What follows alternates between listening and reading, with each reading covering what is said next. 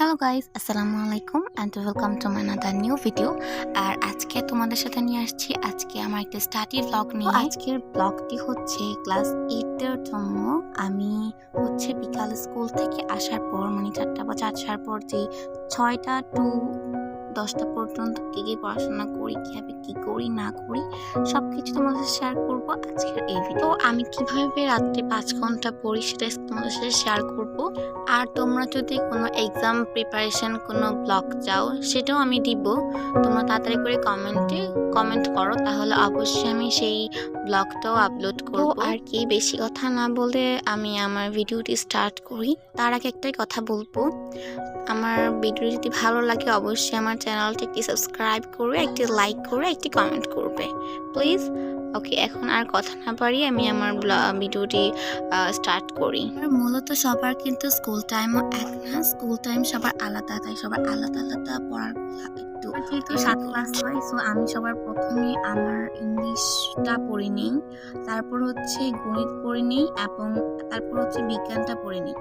এটা হচ্ছে আমার ধারাবাহিকতা। আমি স্কুলের পড়াগুলো আগে শেষ করি। সো ফার্স্টে আমি ইংলিশটা যে আমার একটা ডায়লগ দিয়েছিল অ্যান্ড কিছু ওয়ার্ড মিনিং সব কিছু আমি পড়ে নিই। স্কুলের যে পড়াগুলো সেগুলো শেষ করতে অলমোস্ট আমার প্রায় 2 ঘন্টা লেগে যায়। তারপর আমি একটু আমার যে বাড়তি পড়াটা তোমাদেরকে আমি দেখাবো। আমি একটা আইসক্রিম মেক করেছিলাম, তো এটাই দেখো কত সুন্দর হয়েছে। এটা খুবই, আমি এটার মধ্যে জাস্ট আমটা একটু ব্লেন্ডার করে তারপর হচ্ছে মগের মধ্যে দিয়ে তারপর একটা আইসক্রিমের কাঠি দিয়ে দিয়েছি, কতটা সুন্দর হয়ে গিয়েছে।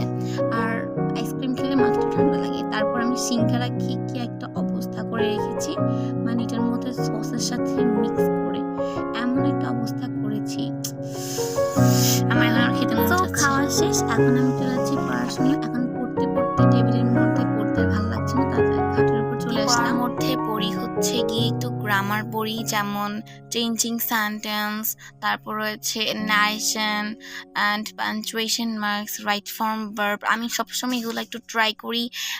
আমি একটা এক্সাম দেওয়ার, আমি প্রতিদিনই এক্সাম দিই। আমি 1 থেকে 2টা করে প্রতিদিন এক্সাম দিই। আমার অলমোস্ট এখন প্রচুর খাতা এবং আমি প্রচুর লেখি। আর তারপরেই হচ্ছে আমি সব কিছু শেষ করে, আর অনেকেই বলো আপু আমার পড়া মনে থাকে না।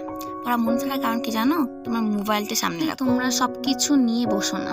তোমরা এমনভাবে পড়বে যেন তোমাদের কাছে যেন কোনো কেউ না থাকে, একদম নিরিবিলি স্থানে পড়বে, তাহলে দেখবে তোমার পড়া সব কিছু মনোযোগ দিয়ে ঢুকে যাবে।